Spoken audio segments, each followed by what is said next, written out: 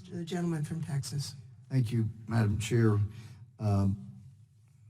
Wish to strike the last word. For the chair to say this administration can't or won't help the children protect the children after they're separated, that's been proven, is a statement that is really unbecoming the chair. I have personally seen many efforts to protect the children by our Border Patrol and by ICE. And it is an affront to those people who are not paid enough for the hell they go through trying to enforce our laws to say they can't or won't protect these children.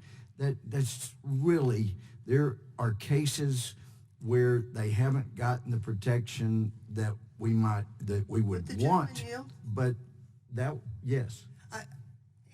I thank the gentleman for yielding. To clarify, and I perhaps did not make this as clear as necessary, it was the Inspector General of the department itself that identified that pre-verbal children had been removed from their parents without any identifiers, either a written record, a picture. That's not every child, though. That's my point. And I don't want to say every child, but children have been lost in the system, and in fact, over 1,000 are still lost in the system. Reclaiming my time, the statement was that this administration can't or won't help these children pre-verbal, and they help them every single day. There are cases where they haven't gotten the protection that they should have.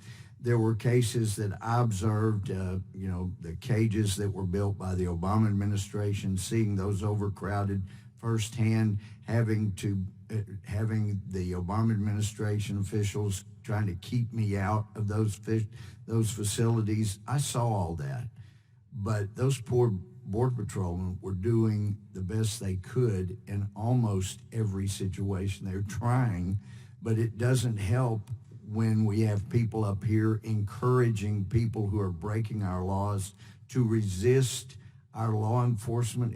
It's a wonder that every Border Patrolman doesn't have PTSD. They're trying to enforce the law we hired them and pay them to enforce, while we have people in this Capitol, on Capitol Hill, that are elected servants, and they're telling people to resist the Border Patrol, resist ICE.